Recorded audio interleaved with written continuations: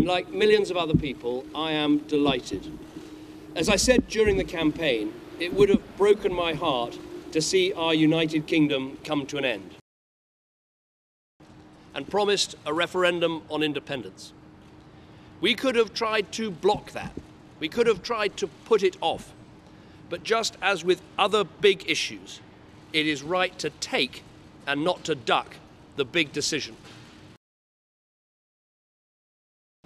The three pro-union parties have made commitments, clear commitments, on further powers for the Scottish Parliament. We will ensure that those commitments are honoured in full. But I have long believed that a crucial part missing from this national discussion is England. We have heard the voice of Scotland, and now the millions of voices of England must also be heard. The question of English votes for English laws.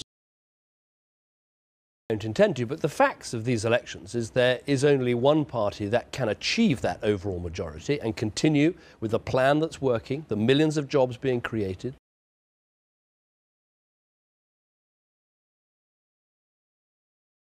I mean, the fact of this election is that Labour is facing wipeout in Scotland.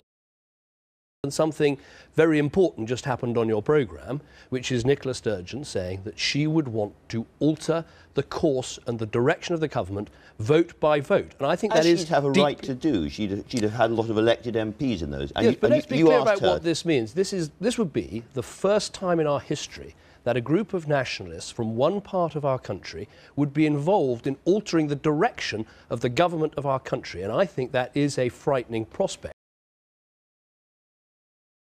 That's what I am campaigning for. Reserve the right to talk about the Labour Party having a well, there's a fundamental difference, which is the SNP is a party that doesn't want to come to Westminster to contribute to a government. It wants to come to Westminster to break up our country.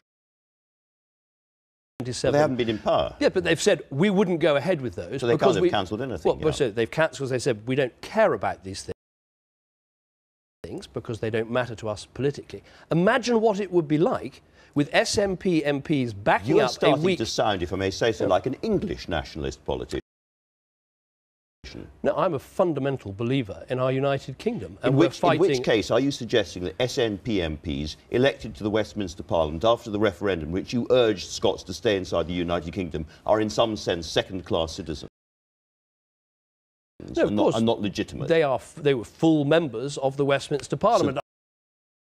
So, and their votes are legitimate. Andrew, you didn't interrupt your other guests in this way. Let me try and make a point.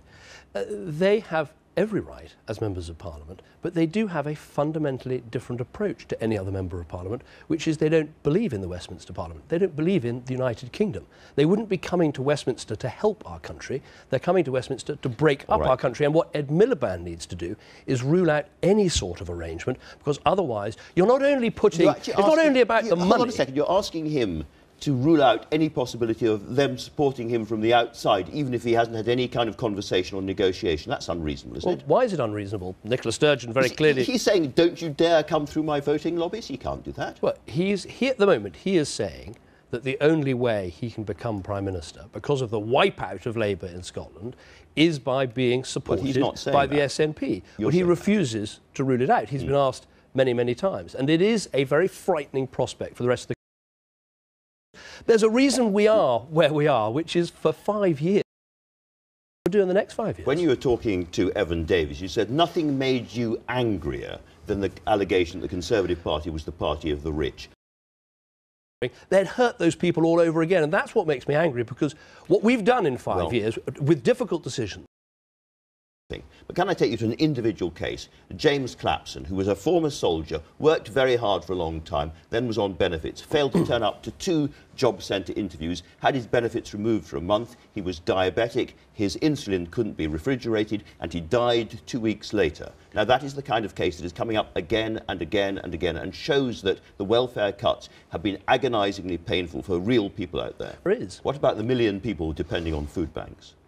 Well, obviously, I want a country where people don't depend on food banks.